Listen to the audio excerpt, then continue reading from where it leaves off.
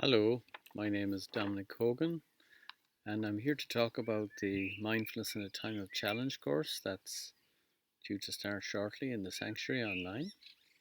I'm speaking here from my back garden. You might even be able to hear the birds singing or the bees humming, one of the nice aspects of us all having perhaps a little bit of quieter time for those of us who are confined to home.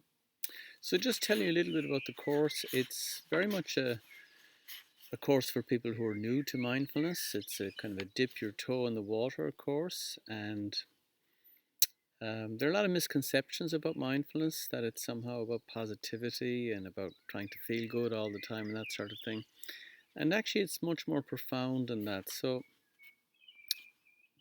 what we'll be doing in this course is actually introducing you to not only the meditations or the techniques of mindfulness, but also about how you can relate to yourself, your feelings, and your thoughts in ways that are more realistic than just kind of having to be positive all the time. Because maybe for some people, this is a very difficult time. There's maybe real suffering going on in families or people in isolation.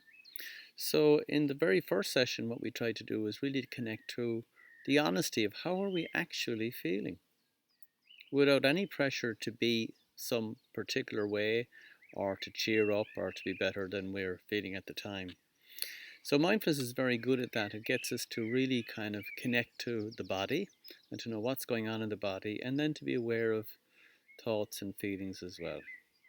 So, that's really kind of the first session, and hopefully, you will get a couple of simple tools to take away with you that you can practice from one week to the next, where you're actually using those to support yourself in managing the inevitable stresses and strains that are there for all of us at this time. And then in the second session, we'll kind of look a little bit more at the actual theory of stress. I mean, we all experience it, but what's it actually, how does it happen, and which comes first? Is it the mind or is it the body? And we look at that and we see that everybody experiences stress, but we can often have unique ways of responding to it. So identifying our own stress patterns is extremely helpful, and then kind of having a kind of supportive and friendly attitude about all of that.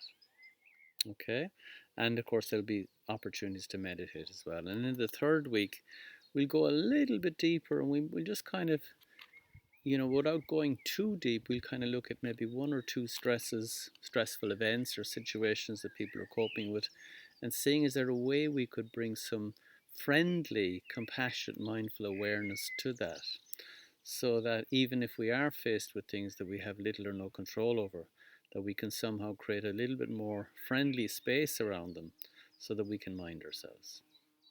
And having done all that groundwork, then in the final week, we'll kind of see, well, are there some hidden positives that might be there in our current circumstances, whether it's the COVID-19 situation or just our lives in general. And we can see then sometimes that actually, if we cultivate certain mind states, we can actually notice the good a little bit more. And this can be used as a sort of like a vitamin pill for the mind, really, so that we can break old patterns of always noticing when things are maybe not quite the way they should be.